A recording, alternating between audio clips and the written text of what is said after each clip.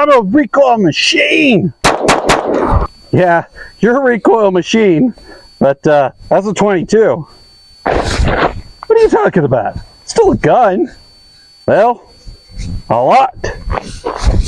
For instance, this is a 9. And caliber means a lot.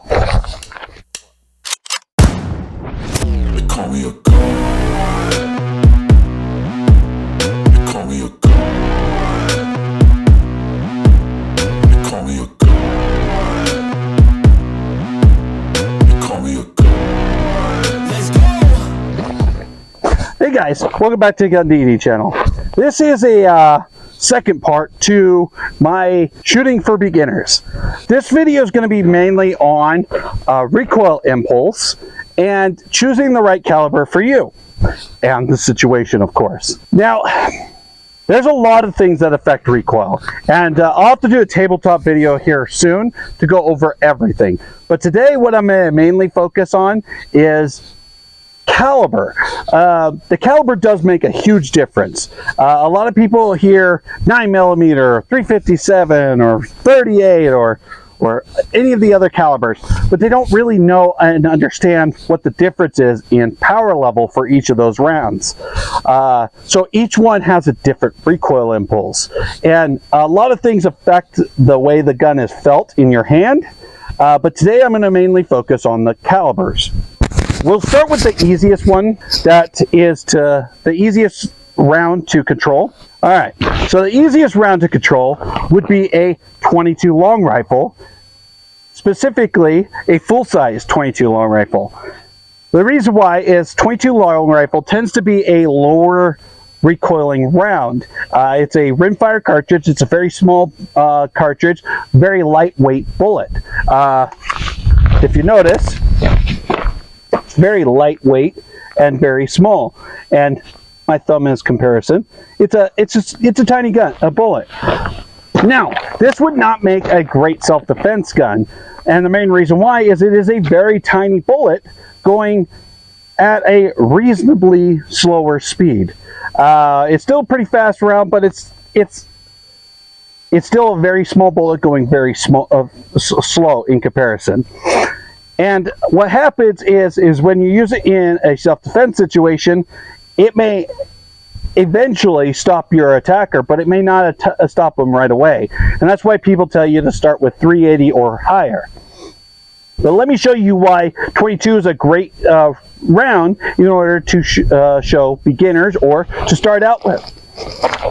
First of all, one-handed, there's almost no recoil, especially when you get these fuller size pistols. There's almost no recoil.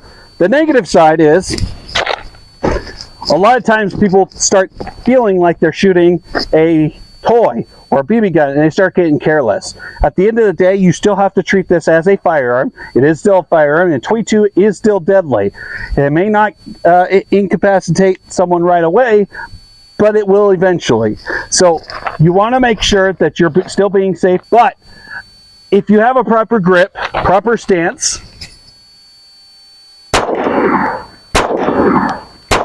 there is no problem shooting 22.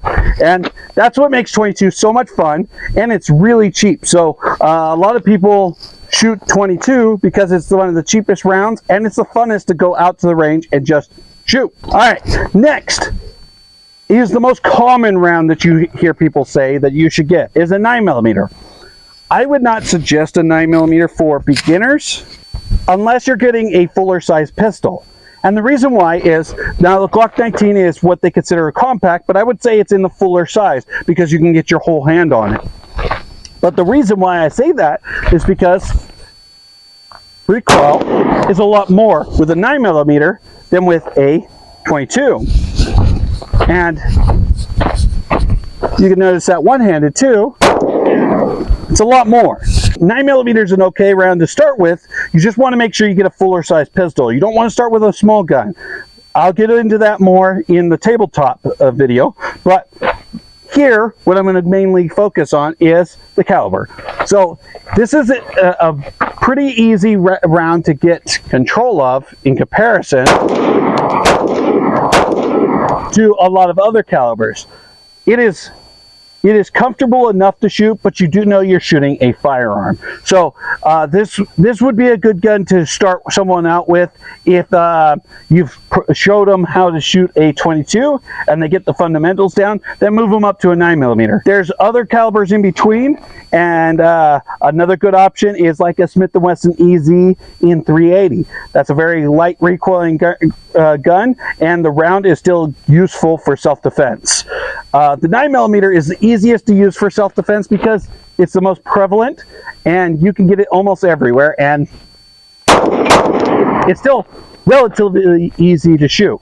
As long as you got the fundamentals down, you could shoot the 9mm pretty easy. All right, the last one I'm going to go over today is 357 Magnum. The problem is a lot of people like to encourage new shooters to shoot revolvers. They usually come in 38 or 357. Those are the biggest calibers that you see in revolvers, especially self-defense revolvers. This one right now is chambered at 357. I have 357s in it. I don't have 38s in it. 38s are lighter recoiling than 357, closer to like a 9mm. But 357 is a Magnum cartridge, and it's called a Magnum because it's a bigger powder load. So you're going to have more forced recoil in this guy. Let me show you what that looks like. Now, with revolvers, it's a little different on your grip. You want to grip further down and don't put your thumbs forward because there is a gap in the cylinder, which can burn you when the round goes off. So you want to keep your hands down. If you notice, there's a lot more recoil in that guy compared to the 9mm. I would not suggest this ever to a beginner shooter. Revolvers in general, not the greatest for beginner shooters. The great thing about revolvers is they're basic and simple. As long as you have rounds loaded up, you're good to go. The negative is usually they have a very heavy single or double action trigger, and then that single action is so light that a lot of times people can misfire. And if you don't load the rounds properly in the cylinder, or you're running a hot load, you could jam up this gun and it is no longer functional, period, in the fight. So I don't suggest revolvers for beginners, but if you cannot operate a semi-auto, like no matter how much people have showed you and you're still having a hard time, maybe a revolver is good for you. But there's a whole caveat of reasons, and I'll go over that in the tabletop video. But let's show you up close, one-handed, what this guy does. I'm going double action. I'm going to hold on tight because this is 357. If you notice, that recoil was a lot more, and it stings a lot in your hand. So I would not suggest this to a beginner shooter because this is not a round is proper for a beginner shooter. Beginner shooters should start with a smaller caliber. 38 wouldn't be a bad option if you're getting into revolvers, but it's still going to hurt a lot more in recoil than like a semi-auto 9. And that's because there is nothing eating up that recoil. In a semi-auto, the slide eats up a lot of that recoil. A lot of that recoil is ate up in that recoil spring. In a revolver, there's nothing. It goes straight to your hand. So it's ideal for you to start with a semi-auto and then work your way into a revolver. But what is nice about revolvers, and what a lot of guys like about it, is you can load it, put it in a dresser drawer, and forget about it. The negative side is, when you do that, you tend to not shoot your gun, and you tend to not get practice shooting it. So, no matter what the gun is, get it out to the range, shoot it. All right, like I said, there's a lot of different things that affect recoil. One of the biggest things is caliber. That's what we mainly focus today. Size of gun, angle of grip, a lot of different things intersect with that, but caliber is the biggest thing that controls recoil impulse. So I would suggest anyone who's getting into guns, before you buy a gun, go out and see if you can find someone that owns that similar caliber, that similar gun, and shoot that. See if you feel comfortable with it first. Don't buy a gun and then force yourself to become comfortable with it, okay? So definitely get out to the range, put some rounds on target, see what you like.